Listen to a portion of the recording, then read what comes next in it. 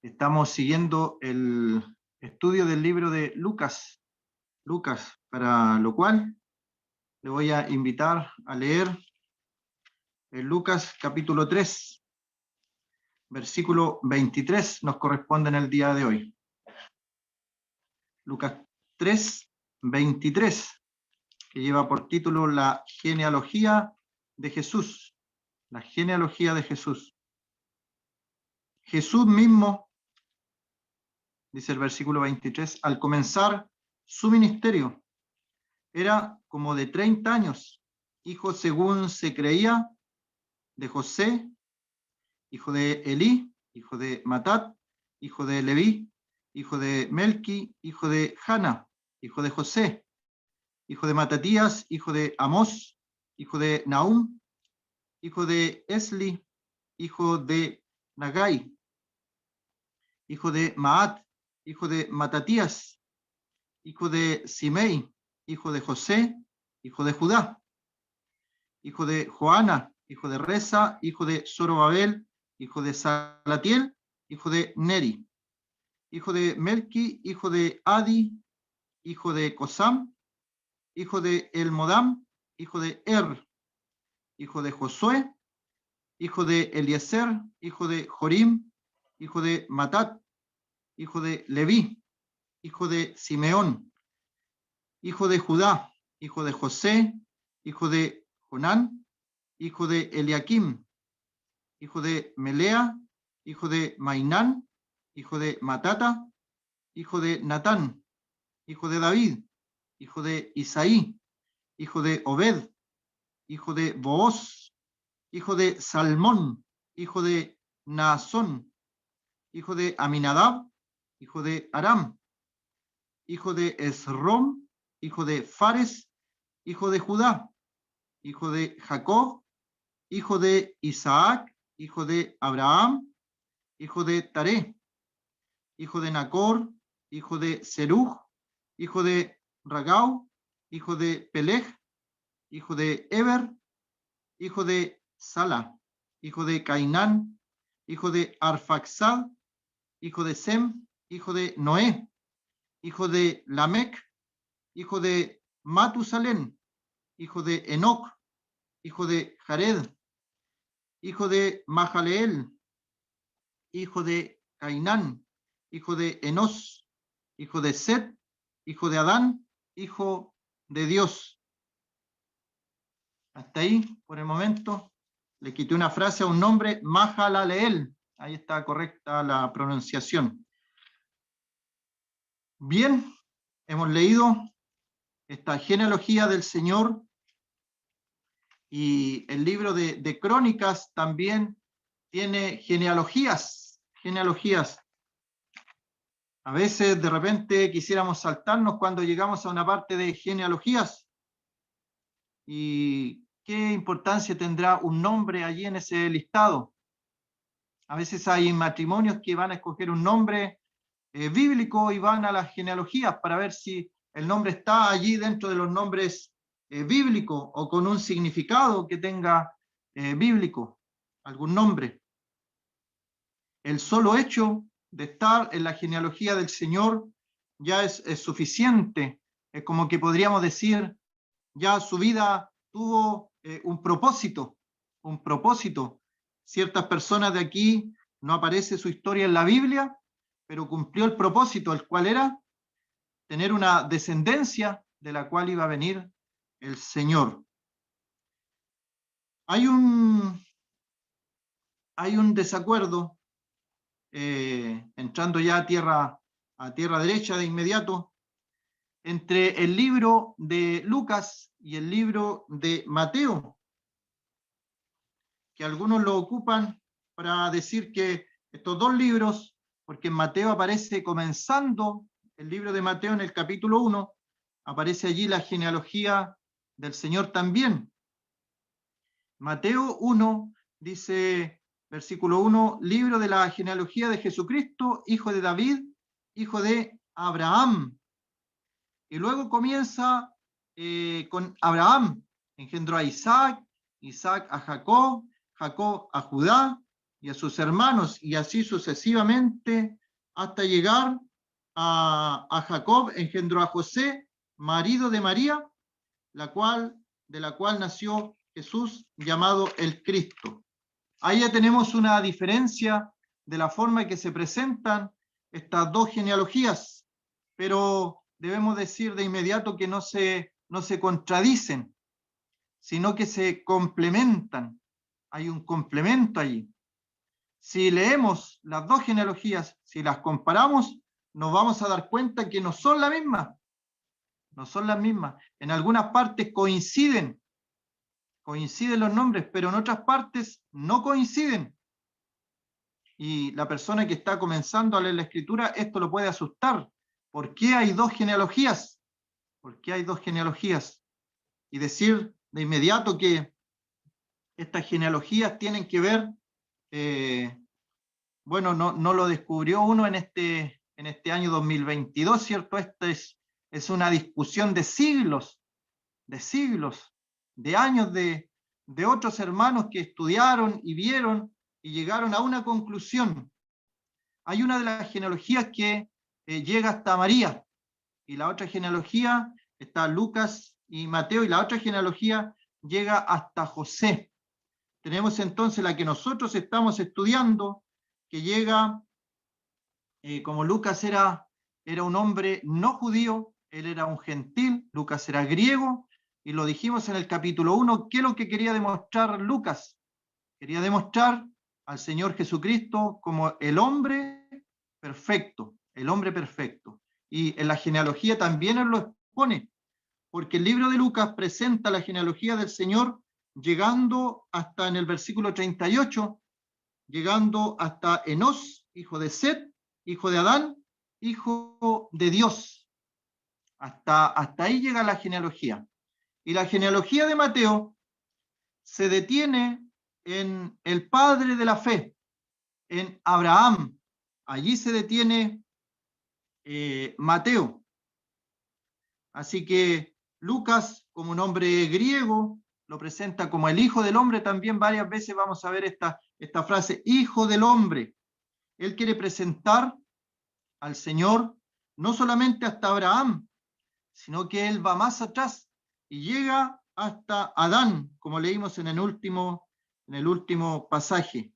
Así que en lo que estamos leyendo nosotros, la genealogía de Lucas, como decía, esto hay ya un consenso con otros libros también, que la genealogía de Lucas llega hasta María, pero en la genealogía no aparecen las mujeres, solamente iban por el lado paterno, pero llegando a lo que es María, dice, hijo de,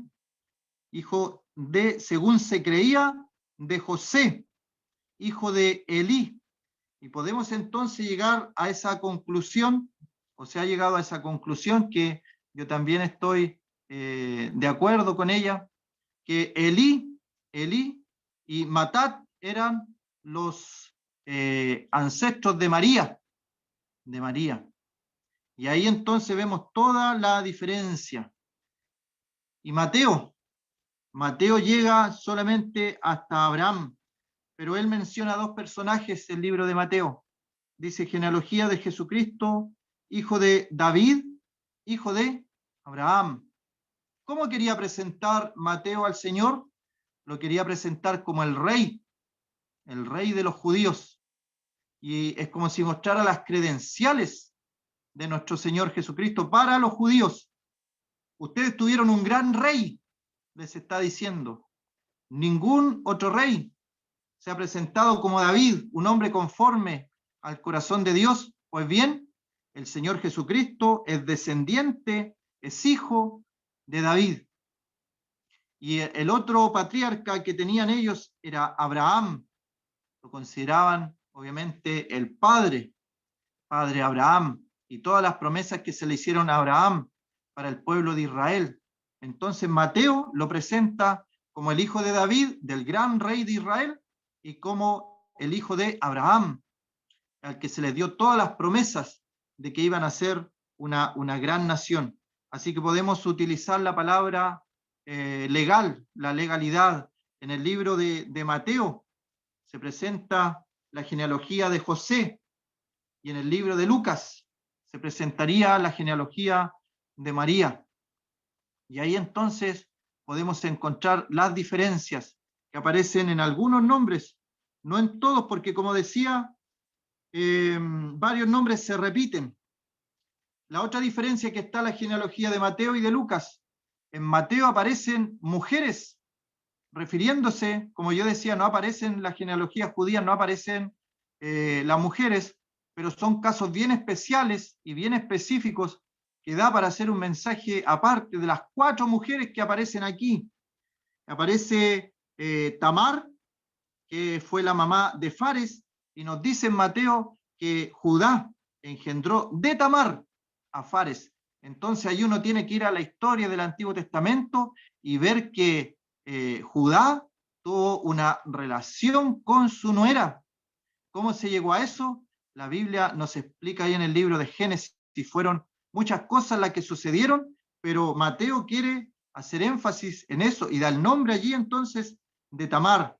Tamar se casó, se le murió su esposo, por el levirato entonces el hermano tiene que tomar a esa mujer, a Tamar, y el segundo esposo también murió, y el tercer esposo que venía, el hermano menor, Judá no se lo quiso dar, esperó un tiempo. Por lo tanto, Tamar pensó que iba a quedar sin descendencia, y para el pueblo de Israel que una mujer quedara sin hijos era terrible. Lo vimos en el caso de Elizabeth, cuando ella era menospreciada por no tener hijo y tuvo hijo en su vejez, un milagro. Bueno, Tamar no quiso conformarse con su realidad y se vistió con ropas de ramera y engañó a su suegro Judá. Y así entonces nace Fares. Y el nombre Fares también aparece en la genealogía de Lucas. También aparece allí, pero no nos dice lo de Tamar. Pero Mateo sí nos dice, porque está escribiendo a judíos que conocían esta historia. También en el libro de Mateo nos menciona a Rahab, y dice que Salmón engendró de Rahab, nuevamente mostrando allí otra mujer con un pasado. Ella había sido ramera en la ciudad de Jericó y la salvaron. Hay una historia bien bonita allí donde ella se identifica con un lienzo rojo y toda la ciudad cayó, menos el hogar, menos la casa de Rahab. Tuvo fe esa mujer, escondió a los espías, pero con la condición que la salvaran, porque ella había escuchado del Dios de Israel. Es una buena historia también. Hay personas que escuchan del Dios de los creyentes, del Dios de los cristianos, y quieren ver también su poder. Rahab, un buen ejemplo, ella quiso ver el poder de Dios. Yo sé que van a combatir con Jericó, van a ganar porque Dios está con ustedes, pero yo quiero salvarme. Y ahí entonces le dijeron que dejara esa señal, y un milagro, cayó toda la ciudad, menos el lado donde vivía Rahab. Y bueno, ahí nos explica entonces con quién se casó, un hombre llamado Salmón. Y Salmón aparece en el libro de Lucas. Así es, una vez un alumno me corrigió, me dijo, se equivocó, es Salomón. Pensaba que me estaba refiriendo a Salomón, pero es Salmón el nombre. Y Salmón tuvo de Rahab a Booz, y Booz engendró de Ruth, otra mujer, y también dice Booz engendró de Ruth. Y estos casos los menciona el libro de Mateo porque, como decía al principio, le está escribiendo a judíos que sabían estas historias, que aparte de la historia, como uno podría decir, la historia oficial del pueblo de Israel, Dios no esconde nada. Los casos que he mencionado son casos que uno los quisiera esconder de su familia. Tener un antepasado que estuvo como ramera, o estuvo engañando a su suegro, o el caso de Ruth, que era una idólatra. El pueblo de Ruth quemaba a los niños, mataba a los niños para ver si tenían buena cosecha, si venía la lluvia. Eso eran los moabitas. Y el caso de Ruth es emblemático porque ella, después de de perder a su esposo, se vuelve con su suegra, Noemí, a los campos de Belén. Y ella dice la gran frase: no me pidas que te deje, tu Dios será mi Dios, tu pueblo será mi pueblo. Una mujer de fe. Y la otra mujer que menciona Mateo en la genealogía, y Lucas no menciona a ninguna de estas mujeres, pero menciona a los hombres, Menciona el caso de Judá, menciona el caso de Salmón, y menciona el caso de Booz, acerca de Ruth. Y el versículo 6, Isaí engendró al rey David, y el rey David engendró a Salomón, de la que fue mujer de Urías. No lo esconde para nada. Dios no esconde lo que pasó. Sabe que la historia, cuando quiere exaltar a una figura, a un personaje público, esconde todos sus detalles malos, como si no existieran. Y por eso es que después aparecen la biografía no autorizada de tal persona. Porque cuando alguien quiere hacer una biografía, esconde todos sus malas acciones, sus pecados, sus hechos que se avergüenza. Entonces dice, eso no lo pongan en mi biografía. Pero aquí Dios quiere mostrar todo lo que pasó y no lo esconde. Y todo para la gloria de Dios. ¿Y esto qué quiere decir con esta genealogía? Nadie podría decir yo no soy digno. Los personajes que hemos mencionado, bueno, el último no menciona su nombre. Dice que David engendró a Salomón, de la que fue mujer de Urías. Solamente hubiera dicho de Betsabé, pero quiere decir Dios, mostrar en su palabra lo que pasó allí. Betsabé estaba casada. Betsabé era una mujer comprometida, casada. David lo sabía. Sabía que su esposo Urías andaba en la guerra. Y él, paseándose un día, la vio bañándose. Y como rey se aprovechó de su autoridad política también. Y la mandó a llamar. Y Betsabé no se negó.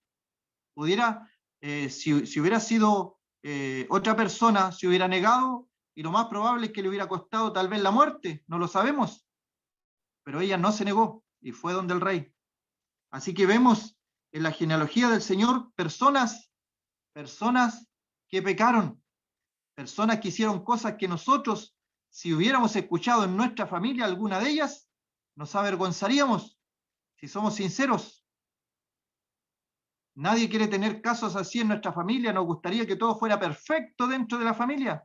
El Señor, ¿qué es lo que está diciendo en su genealogía? Cualquiera puede acercarse a mí. Estos son mis antepasados terrenales, y cada uno recibió redención, cada uno recibió una segunda oportunidad, que nadie se sienta excluido de acercarse al Señor.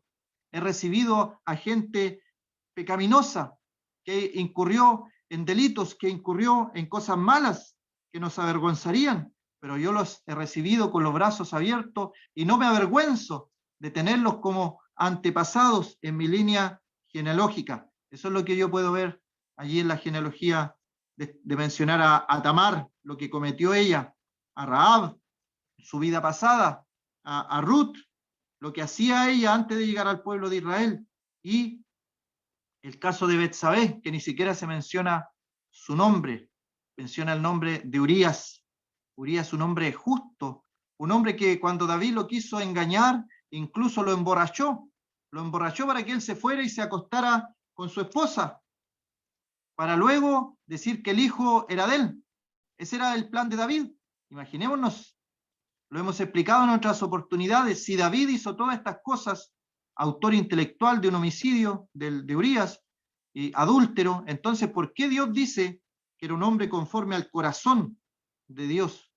Eso lo dice porque toda la vida de David, las cosas buenas y las cosas malas, giraban en torno a Dios.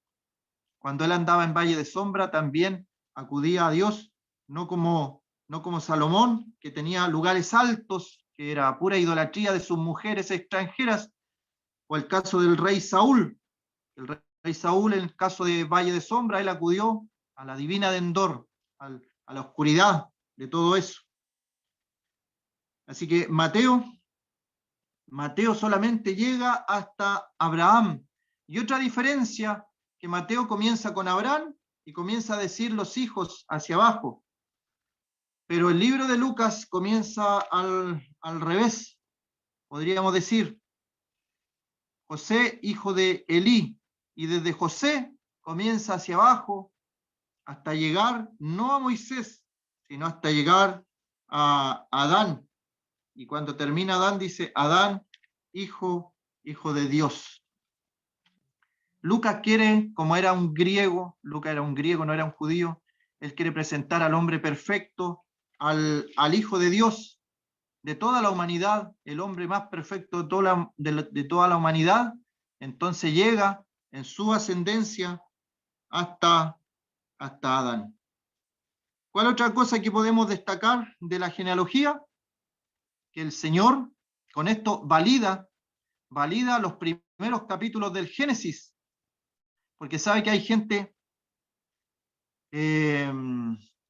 se dice cristiana, no estaba pensando cómo llamarlos, porque son escritores cristianos, ellos dicen que son cristianos, sus libros se venden en librerías cristianas, por eso hay que tener cuidado en las librerías cristianas lo que se vende, porque estas personas dicen soy cristiano, hacen libros que se venden en librerías cristianas, pero ellos dicen que los primeros capítulos de Génesis son leyenda. Y aquí no hay nada de leyenda, porque así como José, como Elí, como David, que aparecen en la genealogía del Señor, como Abraham, se presentan como personajes reales, también la genealogía presenta como real a Adán, presenta como real a Set, a Enos, a Mahalaleel, los presenta como personas de carne y hueso reales. Bueno, y estas personas que se dicen cristianas, teólogos liberales, dicen no, que una forma de explicar la evolución de una forma fácil. Entonces, por eso lo explicaron con esta especie de parábola de que nació Adán, Eva, los primeros padres, pero no, son personajes reales. Y el Señor los validó. Cuando se le pregunta acerca del matrimonio, del divorcio, él dice, en un principio no fue así, varón y hembra los creó Dios. Cuando le preguntan acerca del fin del mundo, de todas las cosas, él dice que será como en los días de Noé. Validó también el caso de Noé como un personaje real. Y en otro pasaje el Señor dice, acordaos de la mujer de Lot. Validó también la destrucción de Sodoma y Gomorra como un caso real. Y cuando le piden señal, dice el Señor, señal no les será dada, sino la señal del profeta Jonás. Como estuvo Jonás en el vientre del pez 3 días y 3 noches, así estará el Hijo del Hombre 3 días y 3 noches en el corazón de la tierra. Así que el Señor validó todas esas historias que a algunos les parecen como fantasiosas, como fantasías, alegorías para explicar. No, el Señor es real. Y Pablo también lo consideraba real. En Romanos 5 aparece que el pecado entró en el mundo por un hombre, por el pecado la muerte, y la muerte pasó a todos los hombres, y ahí está refiriéndose a un hombre, al primer hombre, Adán. Adán, personajes reales. Así que en la genealogía de Lucas aparece Adán, aparece Noé también, y el caso de Noé, después que viene el diluvio, solamente Noé queda con su familia, en total 8 personas, y toda esa generación murió, pereció bajo el agua.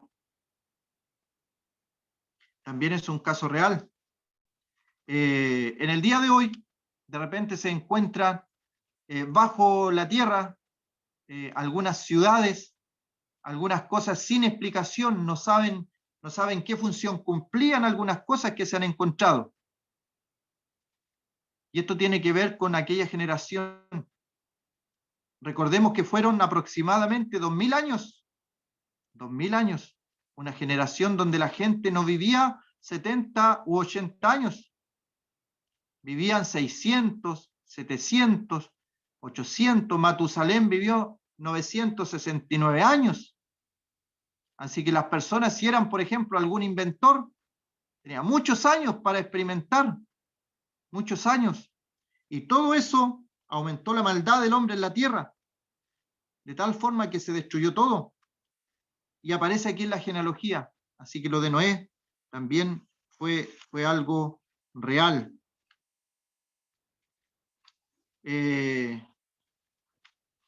Vamos al versículo 23, al comienzo.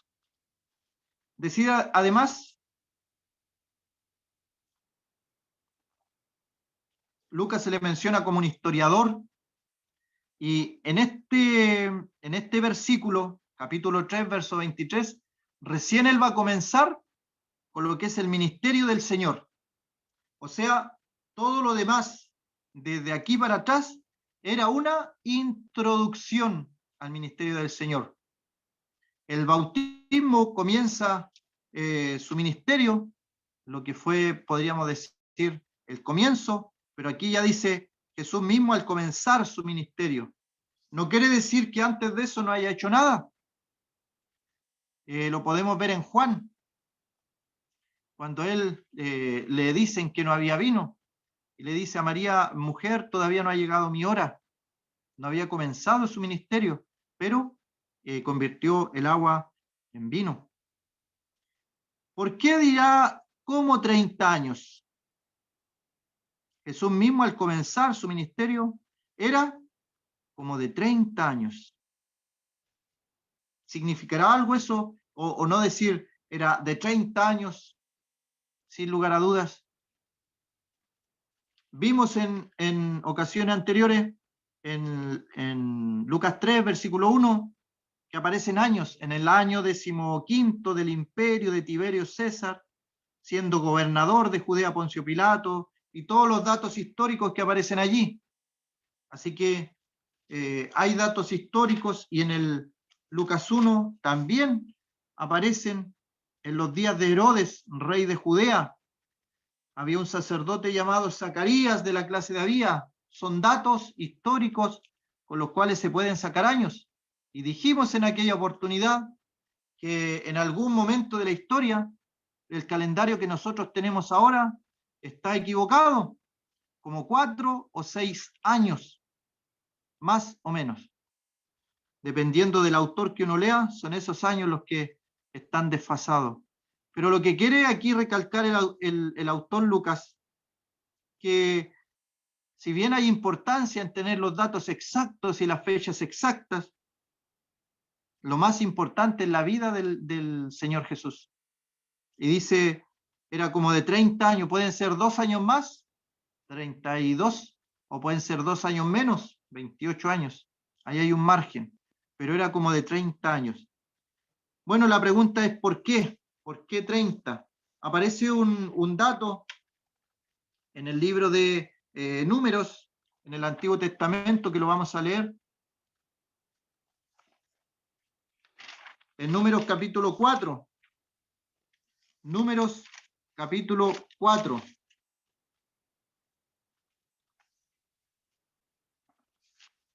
Números 4, versículo 47. Dice,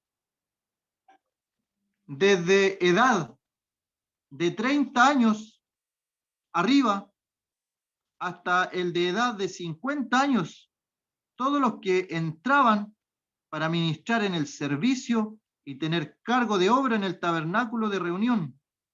Los contados de ellos fueron 8.580. Y aquí nos está dando un dato acerca de los levitas, de la tarea que tenían que realizar y cuándo la comenzaban a realizar. ¿A qué edad? A los 30 años. Era una edad del comienzo del servicio de los levitas. Y el Señor, como cumplió en todas las cosas de su vida, Él cumplió. vino a cumplir la ley, no vino a abolir la ley, la vino a cumplir.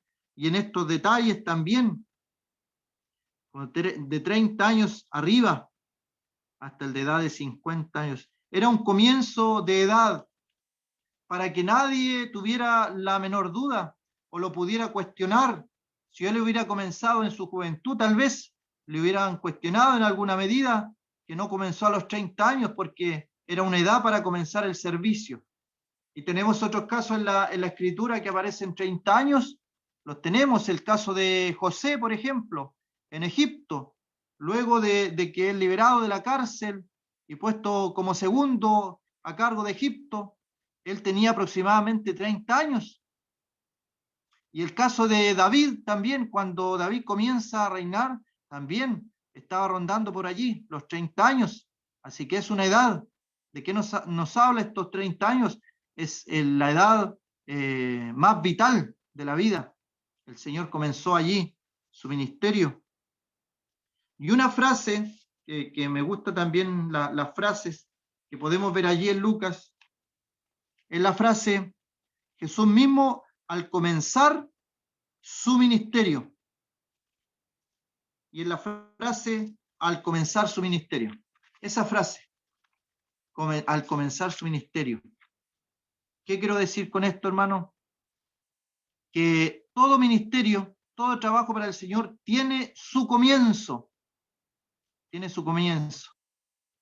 Yo recuerdo cuando el Señor me habló para predicar en la juventud, porque era medio vergonzoso. No quería, además, por una enfermedad, por un accidente, me daba un poco de vergüenza pararme frente a las personas con mi cuerpo un poco deteriorado. Pero el Señor me habló. Y cuando el Señor habla, tenemos dos posibilidades: obedecer o desobedecer. Y obedecí y comencé a predicar. Pero ya más adelante el Señor también habló de trabajar más las cosas del Señor.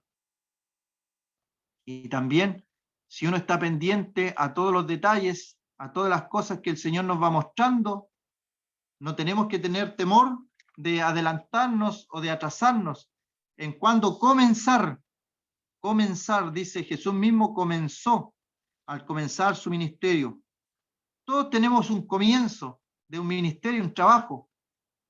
La Biblia no habla de creyentes ociosos. Hay una parábola donde se habla de un siervo que fue negligente, que no negoció el talento que el Señor le había dado, sino que fue y lo escondió bajo tierra. Lo envolvió en un pañuelo.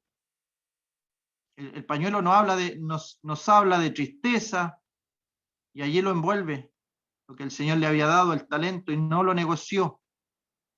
El Señor lo tomó y se lo dio al que había negociado sus talentos, y tenía 10. Señor, pero tiene 10. Y ahí el Señor dice: al que tiene se le va a dar, porque ese hombre había negociado lo que el Señor le había dado.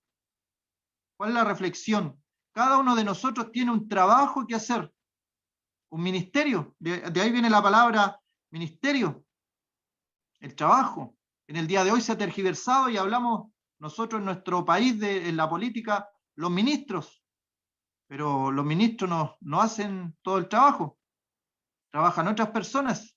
Pero la Biblia, cuando se habla de ministro, es la persona que trabaja, tiene un ministerio, tiene un trabajo al comenzar su ministerio.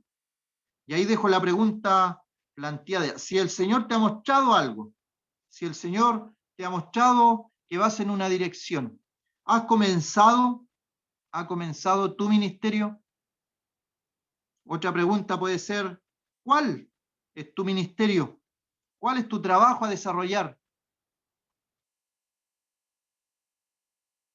El Señor tuvo este ministerio 3 años o 3 años y medio, también dicen algunos.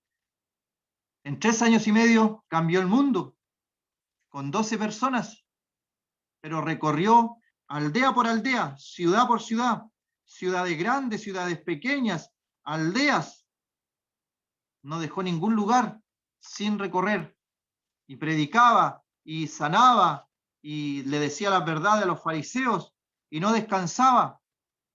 El Señor a veces le vemos en la cuarta vigilia de la noche, estaba orando a la cuarta vigilia de la noche, es el horario hasta las 6 de la mañana,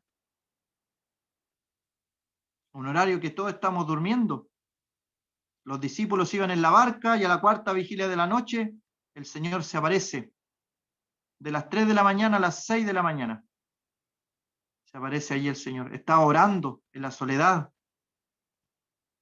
Y también el libro de Marcos nos menciona que el Señor muy de mañana se levantaba para estar aparte y orar.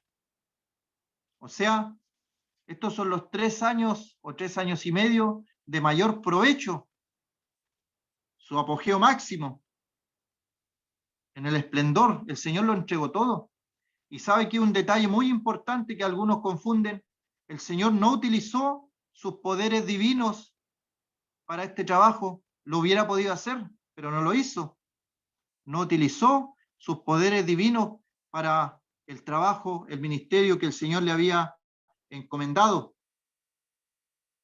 Se le menciona que tuvo hambre, se menciona que tuvo sed, se menciona que iba en una barca, dormido. El Señor era un hombre perfecto, era Dios, pero también era un hombre perfecto, y como hombre también padeció. Lo mismo que nosotros podríamos padecer si trabajáramos de la manera que el Señor trabajó. Si tienes un llamado, ¿cuándo es el llamado? ¿Cuándo es la vez que vas a comenzar? Porque el Señor habla aquí, al comenzar su ministerio. En algún momento hay que comenzar el ministerio. No puede quedarse siempre en sueños. Hay gente que dice, me gustaría predicar, me gustaría enseñar, me gustaría salir a las misiones, me gustaría tener una clase, pero pasan los años y todavía está en el me gustaría y no avanza y se queda y se estanca. ¿Y qué pasa si el Señor le dijera, hasta aquí llegó tu vida? Estoy hablando de creyentes. Hasta aquí llegó tu vida. En el cielo no va a poder hacer nada de eso.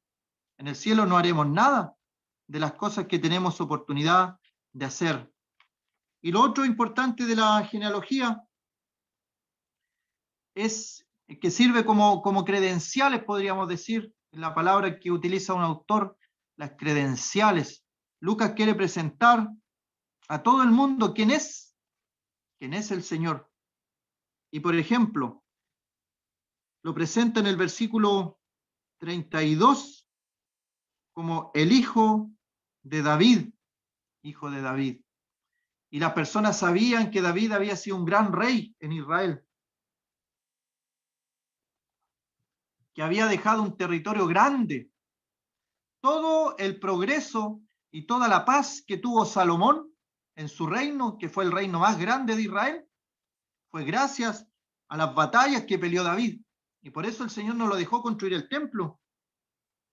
Tú has derramado mucha sangre, pero tu hijo lo va a hacer. Y aún así, que no pudo hacerlo, David agradeció. Y en humillación dijo, ¿quién soy yo y mi familia para que se nos considere un hombre? Ahí vemos el corazón de David. Y también menciona el caso del versículo 34, el caso de Jacob.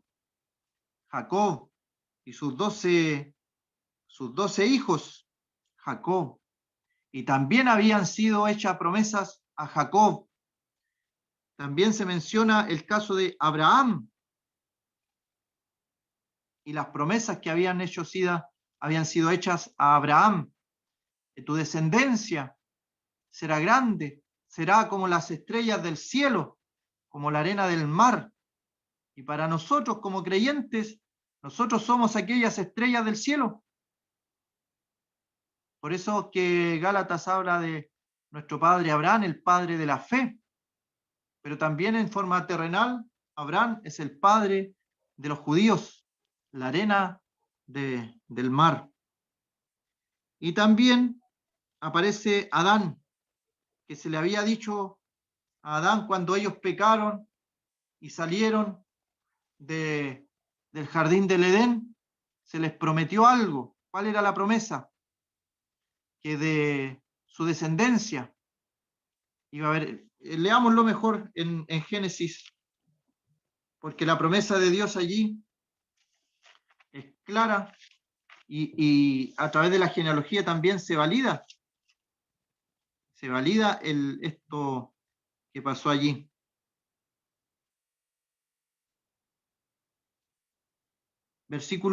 Capítulo 3 de Génesis, versículo 15. Y pondré enemistad entre ti y la mujer, y entre tu simiente y la simiente suya. Esta te herirá en la cabeza, y tú le herirás en el calcañar. Y luego habla a la mujer. Si, como dicen aquellos teólogos liberales, esto es una fábula, una especie de leyenda para explicarnos de mejor forma, como si nosotros fuéramos de intelecto bajo, todo esto entonces quedaría invalidado. Pero el Génesis, los primeros capítulos son reales. Los 7 días de la creación son reales. Son 7 días y menciona día y noche, 24 horas. Estos mismos teólogos hablan de que para Dios un día son 1000 años, entonces fueron 6000 años de creación y cosas por el estilo. Hablan por ejemplo, para congeniarse un poco con lo que es la evolución, dicen, no, es que en el Génesis 1, versículo 1, y Génesis 2, y Génesis 1, versículo 2, hubo una brecha de miles y millones de años, tal vez no sabemos cuántos años hay allí. Y por eso es que la Tierra estaba desordenada y cosas por el estilo, para poner allí dinosaurios y otras cosas. Pero la Escritura dice, en 7 días, bueno, en 6 días Dios lo hizo todo, el 7º día descansó, y al final dice, y vio todo lo que Dios había hecho, lo bendijo, y vio que era bueno en gran manera. O sea, todo lo que Dios había hecho en esos 6 días era bueno. No hay ningún indicio de destrucción o algo parecido. Así que eso de miles de años o millones de años o de la brecha es para, de alguna manera, tratar de involucrar a lo que es la evolución. Decir también que estos personajes son mitológicos, que de una forma para explicar el caso de Noé también fue mitológico, todo eso, hay que tener cuidado. Así que esta promesa se pudo cumplir en la figura del Señor, en la persona del Señor. Tu simiente, pondré enemistad entre ti y la simiente, y la mujer, entre tu simiente y la simiente suya. ¿No le llama la atención esa promesa? Porque la simiente sale del varón. En la genealogía también aparecen los varones, la simiente es del varón, pero aquí dice la simiente de la mujer. Va a herir a Satanás, a la serpiente, en la cabeza, una herida mortal. Y la serpiente solamente le va a poder provocar una herida leve en el calcañar, en el talón. Y esto sucedió en la persona de nuestro Señor Jesucristo.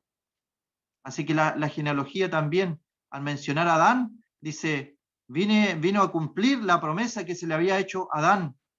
El Señor murió y dice que con la muerte derrotó al que tenía el imperio de la muerte, a saber, Satanás, la serpiente antigua.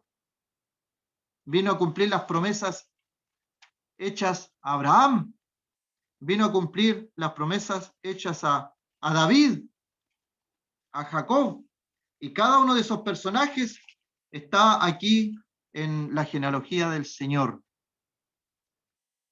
Vamos a dejar hasta allí el estudio por el día de hoy. Que el Señor bendiga su palabra.